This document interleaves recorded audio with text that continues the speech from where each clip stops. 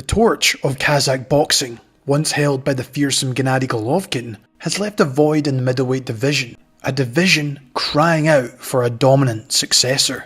However, one man knocking at the door is Janibek Alimanullah, a southpaw enigma wielding the dangerous Kazakh style.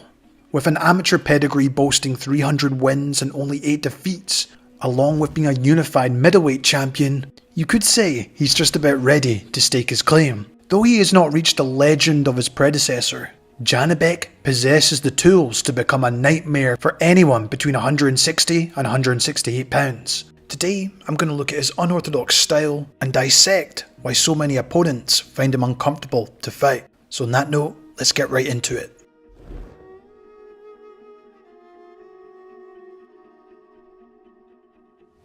Let's unpack the mystery behind Janibek's signature style, the Kazakh style. But here are the words of the champ himself in using the style. It's using 4 different styles, in all 4 corners of the ring, which means boxing in close range, moving forward and backward, punching and counter-punching. This is what Kazakh style of boxing means. In essence, Alimanullah describes the style that strives for wholeness in my opinion. He aims to be a complete fighter, adept at all aspects of the sweet science. Offense and defense, close quarters brawling, and even long range control. And this approach offers a distinct advantage: adaptability.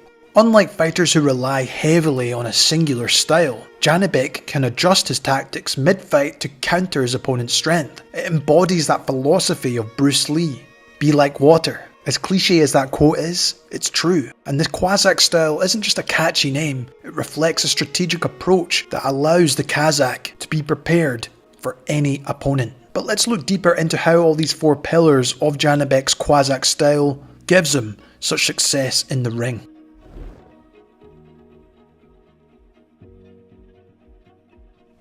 As a southpaw, Janibek throws a wrench into some of his opponent's plans with this stance, and he utilises a bladed stance but with a twist. And unusual for maybe some Kazakh fighters is that he fights out of a lower lead hand L-guard shell stance.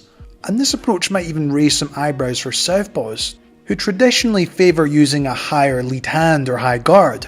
However, the tide is turning, and we've seen more lefties, including the likes of Shakur Stevenson and Tank Davis, use this, and even past greats like Whittaker, finding great success with this unconventional stance for a southpaw.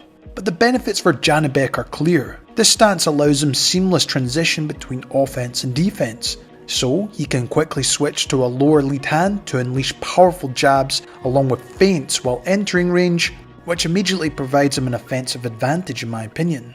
Despite a tendency to put more weight on that front foot, when advancing, his overall footwork remains excellent, granting him mobility in any direction as he does maintain good balance between his feet, while because he is a southpaw he often does lean his head to his left to avoid incoming jabs and even right hands from orthodox fighters, which overall contributes to his overall defense, which I'll explore later. But overall, I feel this stance and approach from Janibek gives him something different and unique by the time it comes to fight night.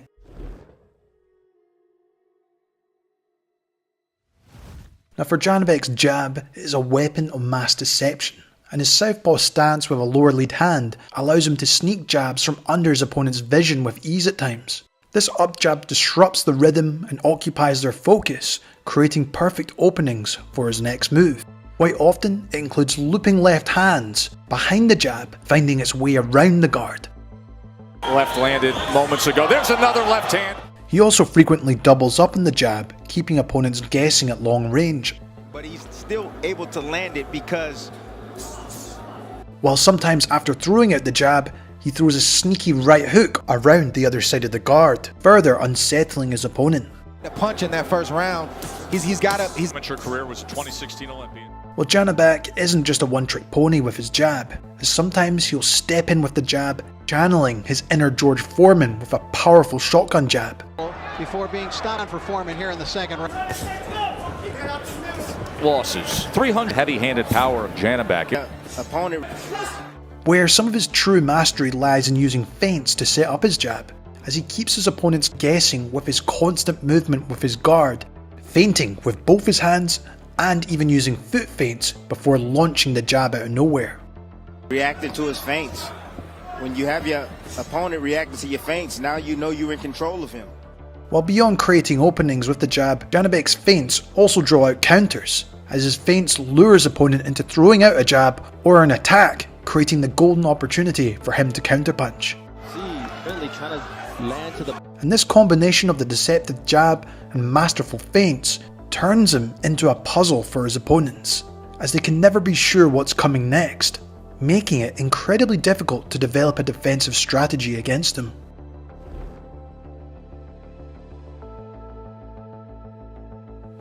For me, Janibek isn't just a gifted fighter, he's a chess master in the ring. And with his high amateur experience, his high ring IQ shines through in his ability to set up his opponents with precise strikes based on their fighting style. For example, fighters using a high guard constantly move out to the outside position, and this is where Janibek will intelligently target the body. First by throwing a jab to the guard, followed by a powerful left cross to the body. Brandt's offense cannot get started without that left hand. Rob Brandt sets up that left hand again, working behind that. There it is. Yep. This strategy can wear down their guard, eventually forcing them to drop it. And when Janibek sees a slight opening, he unleashes a looping left hook upstairs, catching them off guard. While for many orthodox fighters who circle to their left or towards Janibek's right, he eventually works out and capitalizes on their predictable movement and throws a looping left hook or sharp lead right hand, exploiting the opening created by their circling pattern. But one of the things that Janibek is doing that's really good is he knows that Rob Brandt is moving to his right. Yep. So he's hitting Rob Brandt where he's going to end up, not where he is. So as Rob goes to the right, Janibek is already shooting a straight left right there, and it lands on the chin more times than it doesn't. Well, in this matchup of Alim Hanala and Brandt. And this is something orthodox fighters can sometimes fall victim to when facing southpaws, thinking they have to continually move one way. But if you're facing a high ring IQ southpaw, they're going to work this out eventually and throw the punch in the trajectory of where you are moving to. Straight left hand, right down the middle of it. Janibek doesn't also just rely on brute force alone. As his signature looping left hand is a versatile weapon, he does throw it in two different ways. Obviously, if opponents use a high guard or open up with the jab, he uses that looping motion to bypass the opponent's guard entirely. While sometimes he'll throw this looping left just through the middle, which can even split through the high guard, causing significant damage once again. Another left hook, and McClellan is down. While in terms of Janibek's right hand, he uses mastery of feints again, setting up the use of his lead right hook. And he uses feints to occupy the opponent's guard down the middle, and then throws a surprise right hook around the guard or even to the body, which then creates further openings up top.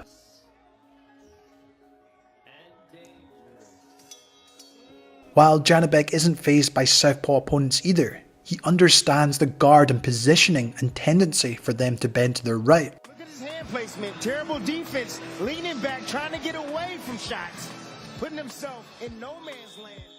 While if they're to throw out their jab, it leaves them open over the top if he's able to slip the punch. And this creates an opening for him to throw those looping lefts over the top, followed by powerful right hooks, leveraging the force for extra power. Throwing a shot.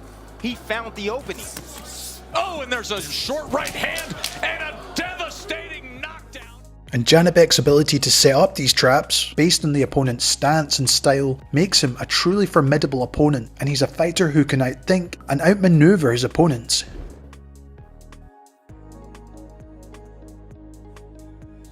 Janibek's defensive skills are often overshadowed by his offensive prowess, but that's a disservice to his well-rounded skill set in my opinion. But here's a breakdown of some of his defensive strategies. One is just his mobility and able to reset himself. When opponents get aggressive, Janibek utilises quick linear shuffles backward, and this allows him to create space and reset his position and launch his counterattacks. You have to find a way to land your power punches. You know, and Dignam was quick to point that. While probably the most impressive part of his defense is using his L-guard shell stance, and he uses this to roll the lead shoulder, mainly to deflect jabs and hooks, but also right hands too. He just like kind of going through the motions. Alexander's just not throwing enough punches. Middleweight. While he catches backhands with his left hand. I got it. Keep going. While he also employs smart waist movement to slip to his left and avoid incoming punches that way too.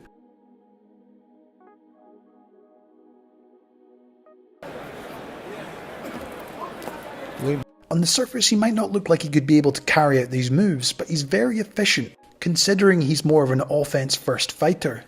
While Janibek also isn't afraid to adjust his guard depending on the situation, and against more aggressive opponents you'll also see him switch to a high guard defense to deflect and block incoming shots down the middle.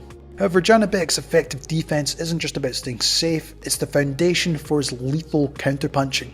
By creating space and deflecting punches, he opens up the opportunities to unleash those counters of his own.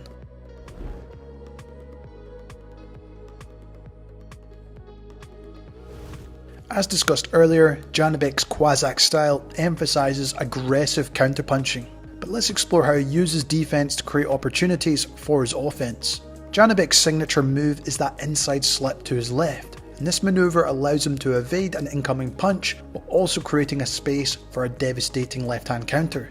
And clearly effective, and he gets snapped back with a straight left hand. However, he will usually throw it behind his jab first.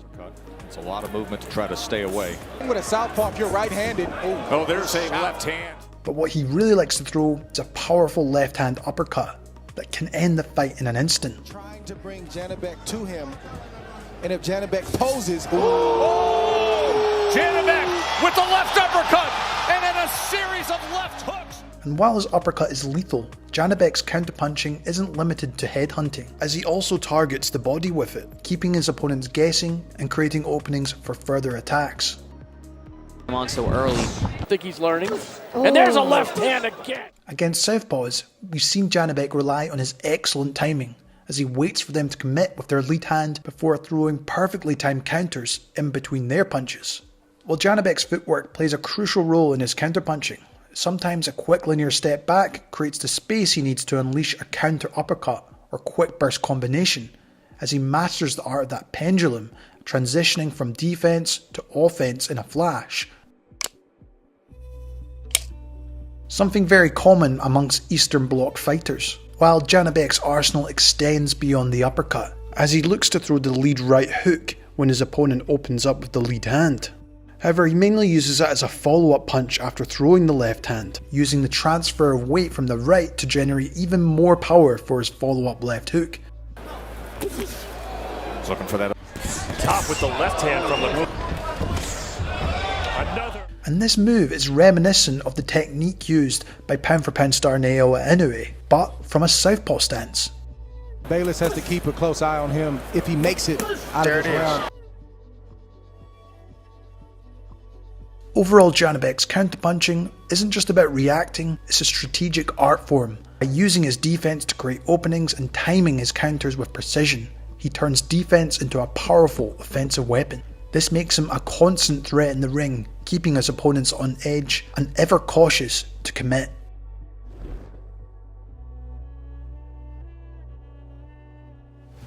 Janibek excels at mid-range fighting. He's no stranger to infighting, as he's very capable of close quarters battles within the phone booth. But here's how he navigates these tight spaces.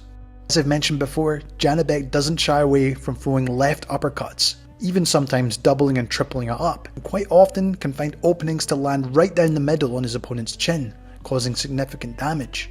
For Janibek. While he also understands the importance of positioning when on the inside, as if you watch his footwork, you'll often see him creep into an outside position as a southpaw to give his powerful left hand more leverage and land it more effectively. Janibek doesn't abandon his jab in close range either. He uses hard double jabs primarily to occupy his opponent, to get himself in an outside position, or to create openings for more powerful follow-up shots. While he also utilises less conventional but effective tactics in the clinch, or should I say the dark arts of infighting, and these include subtle shoulder shoves to create the space for him to launch an attack, or sometimes he'll use excellent forearm control, allowing him to set up his left uppercut but also change angle to tee off with his free hand. High on the tempo. That's why you saw the legs buckle from Indom.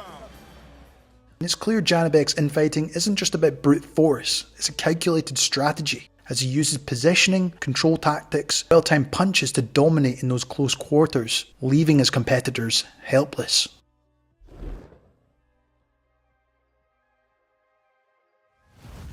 While he may not be on the same level as his Kazakh idol in Golovkin, Janibek possesses a significant ability to cut off the ring and apply pressure to his opponents. And here's what he does. For the most part, he excels at trapping even mobile opponents, and he doesn't rely solely on brute force like some pressure fighters, as his ideal scenario is to herd his opponent into the ropes or into the corner. And once there, he can unleash his vicious and quick combinations, or look to try and draw out an attack so he can counter you. But the key to Janibek's pressure game is his jab, as he uses this to constantly push his opponent back, whether it be with power or even slight probes or up jabs. While if the opponent does manage to get away from the corner, he'll use a quick L step to his left to maintain the momentum and control the space to continually push them back. You can tell due to his amateur pedigree he understands the fundamentals of cutting off the ring, as he employs that classic technique, mirroring his opponent's lateral movement. If they move left, he steps right. If they move right, he steps left, effectively preventing them from circling around him, forcing them to engage or to retreat backward. It's also important to note he's always in front of them in range, applying that constant mental pressure on them, which quite often saps away their energy, and therefore lets Janibek unleash his potent offense. On the way in. Left hand, sharp shooting, backs him up into that corner. And here comes the combination punching from Janibek Alimkhanoglu.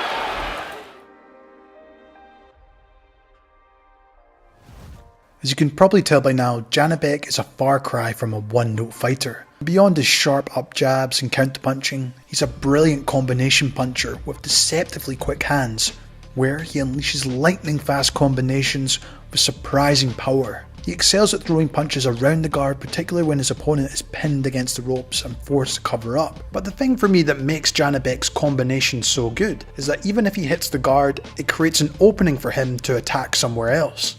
And that is the mark of someone who knows how to use good combination punching, in my opinion. Just a matter of time. Oh, big shot comes in, and another. Oh, the uppercut floors him, and it's over. But Janibek's most dangerous weapon isn't just his technique, it's his killer instinct. He's a natural predator and ability to sense weakness and capitalize on it ruthlessly. When he sees an opening, he doesn't hesitate to unleash a fight-ending combination. Opponents can't afford to relax for a second, as any mistake can lead to a devastating finish. Uppercut again! Oh my!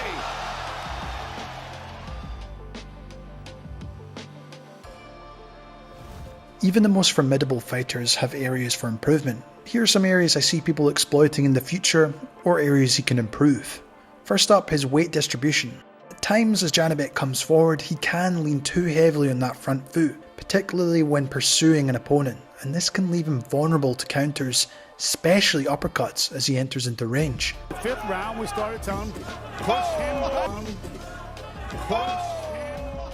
And maybe he just gets too overconfident at times, as he does use that L-guard shell stance and shoulder roll to provide good defense, but there are vulnerabilities from that southpaw position. He can occasionally get caught by lead left hooks over the top of the shoulder, or right hands down the middle if he doesn't turn quick enough, if his left hand isn't positioned correctly. Well, sometimes he even just gets caught out with unnecessary jabs from that L-guard stance. It is important to remember, although these are potential weaknesses, Janibek has proven his ability to be successful with this current style. And I do believe if he's able to elevate these areas, he'll solidify himself as a dominant force in the divisions around him.